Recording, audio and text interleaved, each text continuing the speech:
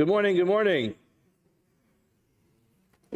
We begin today's daf, Avoda Zara, daf Lamed Beis. We begin by thanking all of our sponsors. We thank the Talmud Torah sponsors for the entire year, the Tilson family, as a zechus for B'suras Tovos for Am Yisrael. We also thank our Talmud Torah sponsors for the month of Tammuz. We thank Dr. Aaron and Alana Weinberg for sponsoring all the shiurim of the month. In thanks to HaKadosh Baruch Hu for all of his nisim, both the revealed nisim and the hidden nisim. We also thank HaKadosh Baruch Hu for the miracle of Yonatan Shai Weinberg, who was born 14 years ago. We also are dedicating the learning for B'suras Tovos for Am Yisrael and Eretz Yisrael, and in the merit of the speedy arrival of Mashiach. We also thank Daniel and Batsheva Pava for sponsoring all the shiurim of the month in commemoration of the second yahrzeit of Batsheva's father, Reb Shlomo ben Yehuda Aryeh of Philadelphia, which was on the 7th of Tammuz. He was a child survivor of Auschwitz who left over 100 descendants. Kadosh Baruch Hu should give his neshama an aliyah Gan Eden, and the family should have a nechama and should have continued nachas from all the children and grandchildren. We also thank Jacob and Julie Blumenfeld for sponsoring Daf Yomi this morning in commemoration of the yahrzeit of Jacob's grandfather, Yitzchak Isaac ben Shmuel. The neshama should have an aliyah Gan Eden, and the family should have a nechama. Today's daf is Daf Lamed Beis, Amud Aleph. Daf Lamed Beis, we're starting at Daf Lamed Beis, Amud Aleph. We are starting 3 lines into the Amud. The Mishnah told us that there are certain things that are forbidden. One cannot benefit from them. And included in that list is Cheres Hadaryani, some type of earthenware. So the Gemara says, My Hadaryani, what is this earthenware, this pottery, Hadaryani? The Gemara answers, Amar of Yehuda, Amar Shmuel, Cheres Sel Hadaryanos Kesar. This is the Caesar, Hadrian, Hadaryanos, he had a certain type of cheres. The Gemara doesn't tell us just yet what it was, but it's a cheres that came from Hadaryanos to Caesar. Now the Gemara says, Kiyasar of Dimi, when Dimi came, he explained to us what exactly this cheres was. He says, Karka Besula Haisa, there was this fresh, unworked land that was never used, Shlo Avda Adame Olam. No one ever planted in this land, so it was rich with its nutrients. It was not used for anything else yet. So what did he do? He worked this land, v'nat'a, and he planted in it, v'rami le lechamra begulfi chiyuri. So he planted vineyards on this fresh soil. After the grapes grew, he turned it into wine, and he would take this wine and he would put it into gulfi chiyuri. So what are gulfi chiyuri? Gulfi is klicharis, again, earthenware pottery. Chiyuri means literally white. The reason why it was white is because it was fresh, it was so clean, it was never used before. Earthenware is very porous and it's very absorbent. So therefore, once a person starts using earthenware vessels, if it's not going to be glazed, it's going to start to absorb anything that goes into it, so it changes colors based on what you put in there. It will assume that color. So he would take these white earthenware vessels, he'd fill them up with the wine that grew in these fields, these orchards that were never planted before, umaitzi lahu lechamrayu. And they would put in their wine, umitavru lahu bechaspi. He would then go ahead and break these earthenware, the daru bahadayu, and they would take it with them, kolhecha dematu, taru lahu v'shasu. Wherever they went, they would take it, they would soak it, and they would drink it. So basically, what these people needed to do was they recognized they're going out to battle. And when you go out to battle, you got to take a lot of things with you. You have a big backpack with all your ammunition and all your food and everything that you need for the battle. Now, what's critically important is at night, when they're relaxing, they need to have a glass of wine. Now, taking along barrels of wine into a battlefield is always a very complicated task. So they came up with this brilliant idea. They concentrated their wine. They would concentrate their wine. They would take, and he planted special vineyards of the strongest, most luscious grapes. Well, how did he do that? He planted them in a field that was never planted before, so it's all rich with its nutrients. He would work the ground. He would plant vineyards, and it would develop these really strong, tasty grapes, and you'd make a very strong wine out of it. Now, after he made that wine, he put that wine into these brand new earthenware vessels, and the earthenware would absorb all the wine, as much of it as it possibly can, and then they pour the wine out. They'd allow it to dry, and then each soldier got a little piece of earthenware he'd take in his bag with him. And at night, when he has to relax a little bit, he filled up a cup of water, he put a piece of earthenware into his cup, and ta-da, he has a glass of wine. Okay? Wherever they went, they were able to then soak this piece of earthenware in a cup of water, and they would drink it. Now, Amar Yeshua ben Levi, now lest you think, concentrated wine, that's like, I'm not even drinking concentrated orange juice. Forget about concentrated wine. Says Yeshua ben Levi, V'rishon shalanu, our first cup of wine that we would drink is kishlishi shlehem. It's like the third time that they were going ahead and putting this process through. Like, you take a tea bag, you make a tea once, and then the unfortunate person gets it the second time, and the last person who gets the tea bag, the third one, gets like a tinge of flavor into the cup of wine. Not here. Here, the third person who got this piece of earthenware in his cup of water was having such a delicious cup of wine, it was like our first cup of wine.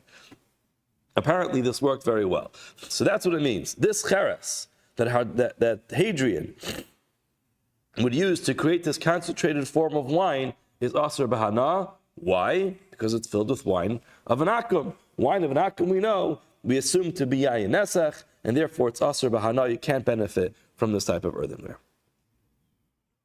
So the Gemara asks a shaila, Ma'u lismach behen kari hamita. We just mentioned that this earthenware over here, you're not allowed to benefit from it. Why? Because it has yayin nesach in it. Are you allowed to support your bed with this piece of earthenware? Now, we find this throughout Shas all the time about using things to support a bed. It comes up in the beginning of Maseches Beya with regard to using an egg to support your bed, which is an interesting scientific anomaly. How you're able to get an egg to be exactly in the right formation where it's not going to break if you lean your bed on it. Don't try it at home. But ultimately, if you had a bed that was wobbly and he wanted his bed to be straight, so what they would do is they'd find random things around the house and they put it under the bed and they make it straight. So now what happens if you happen to have this piece of earthenware, and you want to make your bed stop wobbling? Can you put it underneath your bed to support your bed? The Gemara's shaila is as follows: Rotze b'kiyumo ayidei davar achar shari al aser. The halacha is, if you have something which is aser bahana, not only are you not allowed to benefit from it, there's also a prohibition against wanting it to continue to exist. That's called rotze b'kiyumo. Doing something that indicates that you want this thing, which is aser bahana, to continue to exist, is forbidden. Example that's given for this often is if an akum owes money to a Yisrael, and he says, listen, I'm out of cash right now, but I have some Avoda Zara in my house that I'm going to sell and pay you back.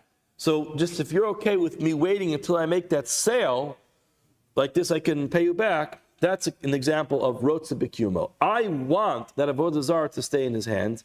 I want that Avoda Zara to still be here. Like this, he can sell it, and then he could earn some money and pay me back. Even though it's not considered that I'm actually having hana directly from this piece of Avoda Zara, but I'm indicating clearly, I say, you know what? That's a good idea. Take your Avoda Zara, go to the flea market. It's a Sunday morning. I'm sure somebody's going to want it. And then you come back and pay me. I'm indicating that I want the Avoda Zara to last. In this case, it's a little bit interesting because he doesn't need the wine to support his bed. He needs the earthenware. He needs the cheres to support his bed. However, we mentioned that this cheres and this wine is inseparable at this point. So are you allowed to have benefit from a piece of earthenware where you are indicating there's a rotze b'kiyumo ayidei davar acher? I want it to exist, but not because I want the wine, but because I want the cheres, the earthenware that is holding on to the wine to exist. Is that permissible or is that forbidden? Tashema, so the Gemara tries to bring a raya. The Omar, Rabbi Lazar and Rabbi Yochanan. You have Rabbi Lazar and Rabbi Yochanan. Had asar v'chad shari. One said it's going to be permissible. One says it's going to be forbidden. So again, machlokis. Now there's machlokis whether or not we should be goros the next line. The hilchos command to asar. Some do keep it and some don't. Now the Gemara says meisvei. Let's try to analyze this. Let's ask a question. Hadur durim v'harukbaos. What are these things? If you look at Rashi, Rashi says, dardurim is liginim ketanim. So there are these small little, it seems like leather containers, and rukvos, Rashi says, is terguma shel chemas, is rukva v'hein shel ar. You know, v'yamalei chemas mine, we have this when it comes to Hagar and to Yishmael, the pasuk says chemas. So there again, it's also a type of jug. Rashi tells us v'hein shel ar, it's made out of leather. So different types of leather vessels that were used to hold liquids. So you have these dardurim and rukvos shel ovdei kochavim. They belong to an ovdei kochav. The halacha is yayin she Yisrael kanos bahen. If a Yisrael buys these type of vessels or borrows these vessels from the akum, and he stores his wine in it, the wine which is stored inside these vessels, asr b'shtia, is forbidden to drink it. Umutter bahana, but it's permissible to benefit from it. So we have, at this level, we have a brayso that tells us that if you have wine which is stored in these leather vessels that were previously used for yayin esech, or I should say for wine that belonged to an akum, it says you're not allowed to drink it, but you're allowed to benefit from it. Hayid Shimon ben Guda, Lefnei Benosha Rabbi Gamliel, Shimon ben Guda, he testified before Rabbi Gamliel, Rabbi Gamliel, about his father Gamliel, Sheshasa mimenu ba'akum. He says, I know that your father, Gamliel, would drink from these type of leather flasks in Aku. V'lo hodulo. And the other Talmidim did not agree with Shimon ben Guda. They said, what are you talking about? Gamliel would never drink from a leather vessel from an Akum that has wine inside it. So this is a step further. The brayso told us that you're allowed to benefit from it, but you can't drink it. This edus from Shimon ben Guda is telling us that Rabbi Gamliel even drank it. Now the Gemara goes on. Again, these flasks of an akum. Rabbi Shimon ben Gamliel Omer, Mishum Rabbi Shua ben Kufusai, Asr lasus mehem shtichim lechamar. You're not allowed to take apart these leather flasks and make a saddle for a donkey. Now, v'hahacha, t'rotza b'kiyumo. This is the point of this. It's rotza b'kiyumo. Sorry. Aidei davar achar v'katani daser. So again, let's just go through the steps. Step number one is like this idea of this cheres hadaryani. Cheres hadaryani is something which is the most intense. It was a concentrated effort to put the strongest flavor of yayin into this cheres. The yayin is assumed to be yayin esech, and that you're not allowed to benefit from the cheres at all. Now we have this idea of these, not necessarily the cheres hadaryani, but you have flasks that came from an akum that previously had wine in it. The Gemara says to us, you can't put your wine in it and drink it. Why? It makes sense, because the flavor of the wine that was previously in there is going to go into your next barrel of, or I should say flask of wine. Then the next part of this is, can you use that flask, that leather flask, to turn it into a saddle? So again, we're going to assume that you can't drink from it, even though we have this testimony that Gamliel would drink from it. The bottom line is we didn't accept that. The question is, can you now use that leather to turn it into a saddle for a donkey? So what does it say? It says, sir, not allowed to. Now, why not? It seems like the reason is because even though you're not drinking anything that comes into contact with that leather on the saddle, you're not going to store your wine in the saddle. You're just going to sit on it. It seems like this is a classic case of rotze b'kiyumo ayidei davar achar. I want the saddle to exist. I want the leather to exist. It's inseparable from the wine that's absorbed into it. So you see clearly that you're not allowed to go ahead and show intent to keep the yayin esech, even though you don't want to sit on wine while you're riding on your donkey. But you want to sit on the leather that has the wine in it, and they're inseparable. So you see, rotze b'kiyumo ayidei davar achar is going to be forbidden. The Gemara says, hold on. If that's Uriah, ulutaimech, according to you, why is this only relevant to these nodos? Kankanim shlov dekachavim litzru lemizben. Why is it when it says that you can't sell nodos, these flasks, that's what becomes asur. Maishna nodos, maishna kankanim. Why is it that we specifically mention these leather flasks and we don't mention any other type of container or vessel? It seems like there's something special about the nodos. If it's true that there's a prohibition of rotze b'kiyuma yedei davar achar, this should be relevant to all types of containers. Amar Rava says, Gzeira shemiyibaka nodo, v'yitlenu v'yitzfrenu al gabe nodo. So Rava explains that no, this has nothing to do with rotze b'kiyuma yedei davar achar. This is not a right to this concept at all. Rather, what's happening here is, since this is made out of leather, and leather is recyclable, if you're going to use these things to create a saddle, what happens if it breaks? You might go ahead and take a piece and attach it to your leather flask that you use for your wine. And then what's going to happen? You're going to put wine in there, and the flavor is going to go in. So therefore, we don't want people using leather that's filled with Avoda Zara, not because there's a problem of rotze b'kiyuma yedei davar achar, not because of this idea that a person can't want the existence of a davar ha'asar ba'ana just because it's through another thing like the leather. The problem here is that maybe you actually will attach it to your flask.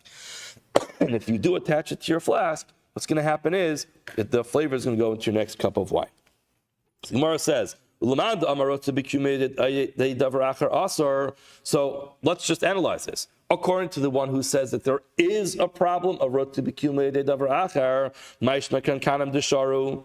What is the reason why we're allowed to keep these jugs from an akum? In other words, if there is a problem of rotze b'kiyuma, I want its existence, and even though the thing that I want is the leather, or the thing that I want is the jug, not really the ayin esech, but he says it's forbidden nonetheless, because even though it's ayidei davar achar, ma'ishna kankanim desharu. Why are jugs going to be permissible? Amar lach hasam lesa li'isura be'enei, hacha isa li'isura be'enei. When it comes to a kankanim, yes, it absorbs some of the flavor of the wine, but it's a non-existent thing. You can't get it. It's intangible. And therefore, in that case, it's going to be permissible. However, when it comes to these nodos, or certainly to the cheres, we're considering that to be tangible. Why? Because the flavor is so strong. It's something which you could actually feel it and see in your cup of wine. So it's considered to be something which is isura be'enei. It's actually considered like a tangible type of yayin esech, and that's going to be a problem. Okay, now the Gemara goes back to this concept. We mentioned it during the Gemara. It said, "Hey, Shimon ben Guda lefnei ben Osher ben Gamliel al Rav Gamliel sheshasu menu ba'aku v'lo hodolo." So this person, Shimon ben Guda, testified that Rabbi Gamliel would drink wine from these flasks that previously were owned by an akum. Now the Gemara said lo hodolo. At the Chachamim, other students said, "What are you talking about? Rabbi Gamliel would never do that." Now the Gemara says, "Hold on, Ramini. This is a sira. Yayin haba barukvao shel ovdei kachavim. Wine that comes on these rukvos or the kachavim. Again, rukvos we mentioned earlier with these leather flasks. Aser b'shtia umutter ba'ana. You're not allowed to drink wine that comes in there, but you're allowed to benefit from it. Hey, Shimon ben Guda. Here you have Shimon ben Guda testifying. L'fnei ben Osher b'Gamliel Aro Gamliel shesasu mimenu ba'aku. Same exact testimony. The Gamliel would drink from these flasks. And what does it say? V'odolo. They did agree. So we have a brayso that says that the students, the Talmidim, did agree. Which one is it? Did they not agree, or did they yes agree? Gemara says, Milo hodolo dekamar hasam kol siyasa. What it means when it says that people didn't agree is kol siyasa means the bnei yeshiva. The Talmidim said, can't be. We learned here in yeshiva, we were Talmidim over Gamliel for many years, and it can't be Gamliel would have drank from something like that. Aval beno, his son Gamliel, Modile. He says, yeah, I know my father would drink from those things.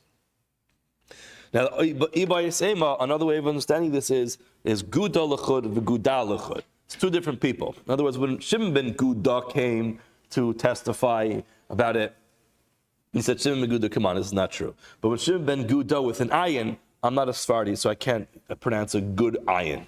But Guda with an aleph and Guda with an ayin sound different. When he came, they said, his testimony, if he's saying Gamliel drank from it, then yeah, indeed, it's true. It's an interesting thing. We have this every now and then, where Talmidim of a particular Rabbi or Posek will say one thing, but the children will say another thing. And it's an interesting anomaly, figuring out how to navigate these things, because often you have what the Rebbe teaches publicly, what Rebbe writes in his tshuvas, and the Talmidim, who he's teaching Torah to, walk away with a certain understanding of what the Rebbe held. Then you might ask their children of that Rav what he did at home, and sometimes they'll say things that are different. This happens with big poskim every now and then. Exactly how to deal with these things is a little bit complicated. Generally, the way I've always been taught and understood to go about this is that when it comes to psak, the Talmidim are the ones, unless the child is also a Talmud of their father, sometimes it is the case, sometimes it's not. The Talmidim do get the Masorah from the Rebbe in terms of what the Rebbe or the Posek wanted the Psak L'Doros to be. And that's why he would teach that in the Shir, and that's what he would write in the Tshuvas, and that's what he wanted Klal Yisrael to know. Now, sometimes at home he might be more Mekel or more Machmer for whatever personal reasons it was, but that's not what that posuk wanted to be passed on. You see this here in the Gemara, with the Talmidim of Gamliel were saying, we know Rabbi Gamliel. We've been going to his shir, been following him all this time. Every one of his Piskei Halacha, every tshuva that he wrote, we're the ones who publish it, and we know he would never drink this. And his son says, it happened to my father, and he would drink from it. So exactly how to deal with that. The Gemara doesn't tell us how to deal with it, but it seems like it's an anomaly that's not only nowadays, something which existed even back then. The Oros Levuvin.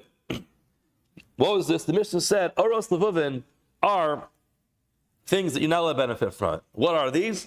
They're heart skins, or heart leather. What was this? So we learned in the Mishnah that the Avoda Zara had many strange practices. That's why it's called Avoda Zara. It was very strange. And one of the things that they would do for Avoda Zara is they would take a cow, and they bring it before the Avoda Zara, and they would make a hole in its chest, rip out its heart while it's still alive, and that was some form of service of Avodah Zara. Now that skin that was used for that type of Avodah Zara is also to benefit from.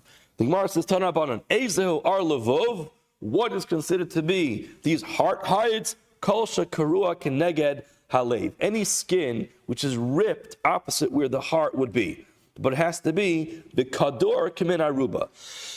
It has to be cut off like an aruba, like a window. It was round. Now the Gemara says, Yeshel of koretam, if the hides, those skins, have some blood on it, some dried up blood on it, usser, then it's going to be usser, because you know that he must have cut that hole, the animal's still alive, and that's why it was bleeding. Einel of koretam, however, if you just find the skin of an animal with a round hole on it next to where the heart was, but there's no blood on it, then it's mutter. You're allowed to benefit from it. Why? Because you assume that hole was made afterwards. This was not used for Avodah Zara. Amar Huna lo shanu el shlom malcho. That's only if they didn't bother salting the hides. Aval malcho, once they salted it and it extracted all the liquid and cleaned it all out, ema malcho havarasa. Could be that salting it removed the blood. In other words, we're just simply trying to determine whether this skin was used for this strange and bizarre Avodah Zara practice, which was to rip the heart of the animal out while it's still alive. So now, if there's going to be a round hole on the skin next to where the heart was, and there's blood on it, add all those up and say, yes, that's what happened. This strange practice was done. They ripped the animal's heart out while it was still alive. But if you could assume anything else happened, in those cases, it's not necessarily going to be awesome.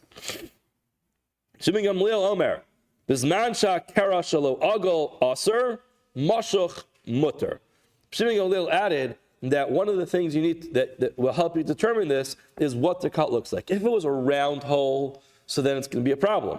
If it's going to be a straight hole, then it's going to be okay. Why? Because the service of Avodah Zara required a round hole. You never would cut it straight. Amar of Yosef from Yehuda Amar Shmuel, Halacha Rav Shimon ben Gamliel. Halacha indeed follows Rav Shimon ben Gamliel, and that's the halacha. If it's round, it's a problem. If it's straight, it's not a problem. Amar le Abaye. So Abaye responded to him and said, Halacha machlal depligi. You make it sound like people argue with Rav Shimon ben Gamliel on this point. Who argues? So Amar le Ma'naf Who cares if someone argues? I just told you the halacha is like Rav Shimon ben Gamliel. It's irrelevant if anybody else argues, whether they argue or not. It's not the halacha. Amar le Abaye responded to me and said, Gemara, Marta Tehei. What do you think? Just Liman Atar is just a song. Just chant out anything that you want. Every word of Torah is important. You start making a sport out of Torah, so then it makes it into a joke. If there's a machlokas, you say there's a machlokas, and this is the halacha l'maisa. If there's no machlokas, don't say it. You don't just chant out phrases of Torah if it's not relevant. If it's relevant, if it's Torah. If it's irrelevant, then it's a song, but Torah is not a song. Basar hanichnas avodas kechav mutter. The Mishnah goes on and tells us that meat that was heading in to a place of Avodah Zara is going to be mutter, not to eat, but it's going to be mutter to benefit from this. You might want to buy it for your animal to eat it. Mantana, Amr Rabbi Chia bar Abba, Amr Rabbi Yochanan, Delok Rabbi Elazar. This does not follow the opinion of Rabbi Elazar. Why to eat Rabbi Elazar? If we're following the opinion of Rabbi Elazar, Ha'amar Stamach Sheves Oved Kechavim, Lavod Kechavim. Elazar taught us this. The assumption is that any time in Akum slaughters meat, we assume that he has in mind that he's shechting it for the sake of his Avodah Zara. Again, that's what's on his mind. He's an Avodah Zara. His entire day and his entire life is consumed with thoughts of Avodah Zara. So when he's shechting, he has in mind for his Avodah Zara. Now, what's the difference? The difference would be, can you buy this meat for your animal to eat for breakfast or for lunch? So again, to eat it yourself as Yisrael, that would be a problem to have an akum shecht for you. But to benefit from it, to have an akum shecht and benefit from it, perhaps that would be mutter if it's not Avodah Zara. So the Gemara says, the Mishnah tells us, on the way in it's okay because he has not yet served Avodah Zara.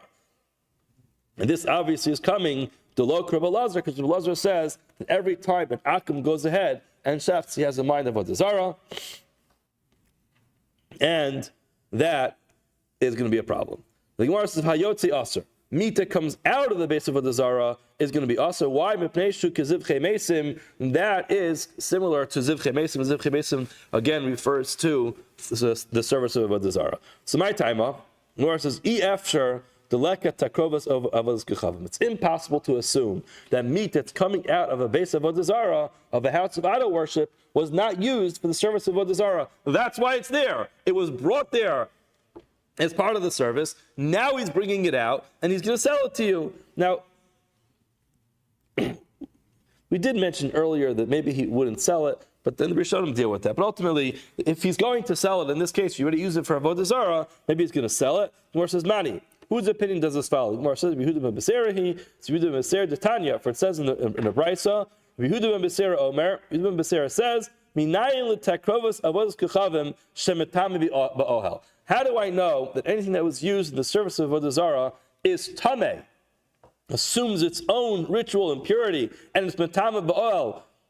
like a mace? In other words, a mace, a corpse, if a person's in the same ohel, the same room, the same tent, as a mace, the person becomes tameh, even if they don't come into physical contact with it. So how do I know that Avodah Zara has exactly the same thing? Shenemar, for it says in the pasuk, "Vayitzamdu l'Baal Pa'ar." They were clinging to Baal Pa'ar. We spoke about this yesterday in the drasha. V'yochlu zivchei mesim, and they ate zivchei mesim.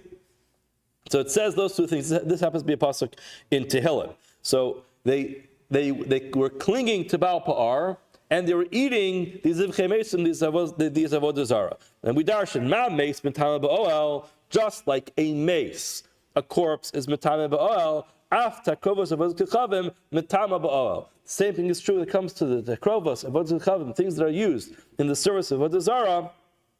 They're also metame ba'oel. So we see clearly this is the opinion of Yehuda ben Besera, who says that it's become tameh. If you look at Rashi, Rashi says umina. From there we learn. It's the last Rashi on the page. Ma meis metame ba'oel. Umina. No, there's another one called Dachik Yarsin. Before that, ma meis aser bahana. The other way around. Just like a mace, a corpse is aser bahana. Kidigamrinim b'Sanhedrin v'atamas sham Miriam. And we learn sham egla rufa. Egla rufa, it says sham, and it says sham when Miriam passed away. We learn sham, just like an egla rufa, this calf that was used to atone for the death of an unidentified person. It's asr bahana. The same thing is true. A corpse, a dead body is asr bahana. So now we learn, just like a dead body, a corpse is asr bahana. We compare that to takrovos avodas kechavim. After takrovos avodas zara is asr bahana. So here we see this idea that, again, hayotze, what's coming out, we assume is used for Avoda Zara, and according to Rabbi Yehuda ben Beseira, it's going to be Asar Behana. Now the Gemara goes on. Hahochan letarpus, one who is going, he's on his way to a base Avoda Zara, asurin lases velases imahem.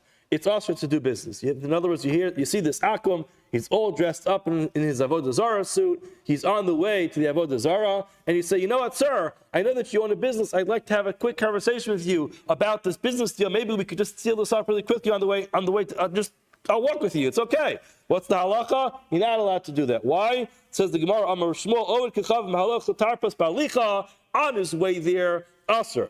It's forbidden to go ahead and do business with him. Why? Because what's going to happen? You'll seal the deal on the way in. Just as he's done, he walks right into the base of Avoda Zara. The Azel Umodi Kami Vodskakava. He's going to walk in, go straight to his Avoda Zara, and say, "Thank you so much, Avoda Zara, for this great business deal I just did with this Jewish guy." Therefore, to stop him from being moded to his Avoda Zara, stop any legitimacy that would be given to Avoda Zara, we don't want to have any conversations which will lead the Akum to go ahead and to give praise to his Avoda Zara. But Chazara, however, on the way back from his base of Avoda Zara, mutter. It's permissible to do business with him. Why? Anybody who knows Rabbi Silber knows that the next three lines, Rabbi Silber's favorite lines to say ever. I actually even reached out to him last night and said, are you sure you don't want to come back from wherever you are to give the Yomi today? It says, Maida Hava Hava in the Gemara. He was considering it, but ultimately he decided not to. But what does the Gemara say? Maida Hava Hava. It happened already. He was already in his base of Avoda Zara. He's not going to go back in. It's behind him. So again, I'll save the rest of the Maita Hava Hava for the upcoming drashas. But again, the importance to remember how Rabbi Silver usually uses this line Maita Hava Hava is that our job always in life always is to determine the future, to do what we have to do right now in front of us. You can't spend your whole life talking about what already happened, what's behind you. Maita Hava Hava, it's behind you. This guy went into the Avoda Zara. He was there. He did his service this morning. He's not going back in. He's not going to rewind the clock. You go to him, you do your business deal, assume he's going to go on with his day and not get stuck with what's behind him. And the Gemara says something else, which is fascinating here. Yisrael, Rachmana litzlan, a Yid, Ha'halach l'tarpos, he's going into a base of Avoda Zara. Halach is b'halicha mutter. On his way in to the base of Avoda Zara, you're allowed to do a business deal with him. Why? Says the Gemara, Dilma hadar bei v'lo azil. Maybe if you complete a successful business deal with him, maybe he'll say, you know what? Maybe I shouldn't go into the space of Avoda Zara. I think this line teaches us one of the most important things about life. People think that the only way you could be Mekarev somebody is if you're in Kiruv. There are certain people who are in Kiruv. They go for Kiruv training courses, and they're hired as Kiruv Rabbanim, and they go onto campuses, and they start tabling and bageling and whatever else it's called to get people to come to your table. That's the only way to be Mekarev somebody. Gemara says exactly the opposite. You know how you're Mekarev somebody? Just do an honest business deal with them. A Yisrael, Rachmana litzlan, this guy's off the derech, as they call him. He's going into a base of Avoda Zara, and you go to him to strike a business deal. You know what the Gemara says? It's mutter. It would be usher to do that with an akum, because he's going to go and give thanks to the Avoda Zara. But with the Yisrael, matayv manoim, go to him, try to strike up a business deal, act like a mensch, make a kiddush Hashem, be honest, make a fair deal with him, and you know what's going to happen? Perhaps the guy's going to say, you know what do I have to go to serve Avoda Zara for? Why can't I just do business with these people? Maybe I should just go to shul. Maybe I should go to a shir. Maybe I should turn my life around. Maybe I should be doing things like this guy. So whose job is it to go ahead and be involved in Kiruv? Everybody's job is to be involved in Kiruv. You don't have to be dedicating your life to standing at a table at a college campus. Just be an honest Yid. Do business as an honest Yid. Make a Kiddush Hashem. And you know what? Dilma hadar bei v'lo azil. You'll be so surprised to find out how many people will turn around their lives and hadar bei v'lo azil. They'll turn around, the bechozer b'tshuva. They won't go ahead and follow the path of Avoda Zara just because you, as an honest businessman made a Kiddush Hashem. That's what the Gemara teaches us. Now, b'chazara, on the way back, it's aser. Once he goes, got to give him some time before we do a business deal again. Why? Says the Gemara, Kivan de'ovik ba, since he got a little of this dust of Avoda Zara on him, he's inspired by it, Mahader Hadar. Look how this works. The guy goes in, gets inspired by the lecture or the sermon that was given there, the base of Avoda Zara, and on the way out, he strikes up a business deal with a yid. He's like, guess what? This stuff is working. So now he goes back for another session. So therefore, on the way back, say, you know what, give some time for cleansing. Give some time for cleansing. But when you catch him going back again on his way in, that's when it's time to strike a business deal. The Gemara says, hold on. Top of Lama Gimel with Aleph. V'atanya Yisrael holach l'tarpos. A yid who's going to a base of a Zara, bein ba'alichim, bein chazara aser. Both ways, it's going to be aser. Amar Rav Ashi, Kitanya Hibi Yisrael Mumar, Tavadei aser. Tavadei aser. Says the Gemara that there's a difference between a yid who unfortunately is making a mistake and Yisrael Mumar. Yisrael Mumar is a person, we've described a Mumar earlier, the different types of Mumrim, but ultimately a Mumar is a person who's already deeply established in his ways of Avoda Zara. So this is a person who has consciously and idealistically left Yiddishkeit, and he's now serving Avoda Zara. A person like that, you have to recognize there's really not so much you can do with this person. Don't try to be the hero to go ahead and save this person. Give the person some time. Ultimately, the person, again, it's proper to try to teach the person, inspire the person, but don't do business with him on the way into the Avoda Zara. Catch him someplace else. But don't catch him in the moments of his Avoda Zara, because it's not going to work. Now, just on the topic of Mumar, there's a lot which is discussed. Who is considered to be a Mumar nowadays? Most poskim nowadays will say that very, very few people are considered to be a Mumar, and most people who are not Shomer Torah mitzvahs are in the category of Tinik Shenishba. Why? Because so much of what's consumed in public is just so toxic, and there are people who are literally considered trapped. They're considered Tinik Nishba Ben Akum just because so much of what people consume, people just think that it's crazy. These Orthodox people, they're crazy. They're out of their minds. As a matter of fact, in my younger years, when I was, maybe a little bit more kanayish about these things, I didn't understand it. Well, we say, open up a newspaper. I don't know. Find out that there's Jews and learn about it. Until I grew up a little bit and started meeting people and recognizing people outside of our community, they will say very clearly, oh, you have to do that because you're Orthodox. I'm Jewish but not Orthodox. I don't have to do that. And that's the way they think. They actually believe that there's a certain kind of people out there called Orthodox Jews. They're the ones who have to keep the Torah. But we aren't. We live in a different society, and therefore we don't have to. We're not obligated to keep the Torah. They could identify themselves as whatever they want to identify themselves, whichever name they give themselves, but they say, because I am A, B, C, D, or X, Y, and Z, I'm not obligated to do that. And it comes from a society that really has put people, wherever they are, into a place of really just not believing that this Orthodox thing makes any sense to them. So for the most part, most poskim will assume the people who are not Shomer Torah mitzvahs are considered to be a Tinek Shenishbach and not a Mumar, certainly not a Mumar Lahaches, perhaps in some cases a Mumar L'Te'avon, but in any case, I think that what the Gemara is teaching us is very important. You have an opportunity in life to be able to turn people's lives around, not by preaching Yiddishkeit to them, not by going over to them and giving them speeches, but just by being a mensch, doing business like a mensch, completing a proper business deal with people. You have no idea how much you can impact a person. Invite them to your house for lunch. Invite them, whether inviting them on Shabbos is the right idea or not, we can discuss that, but invite them on Chol Hamoed, invite them for a barbecue, bring them over, show them what it means to be an upstanding person, to have values, to have ideals. Just show them and live it. You might be so surprised to find out, Dilma Hadarbe, they'll turn around just by watching you. But at the same time, don't be a fool. Don't be a person who goes inside the places of a base of Avoda Zara and start trying to turn people around. That, for most people, besides for Tuvia Singer, but for most people, you're going to find yourself actually having much more trouble going into those places, because you'll find yourself really having a lot more doubts and a lot more questions. Don't go into the base of Avoda Zara. Not on the way in, not on the way out for a mummer, but again, for a person who just do a good business deal with a person, you might just find out that you have the opportunity to change the person's life.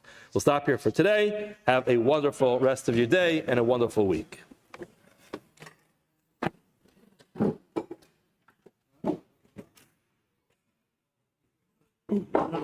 Hard stuff.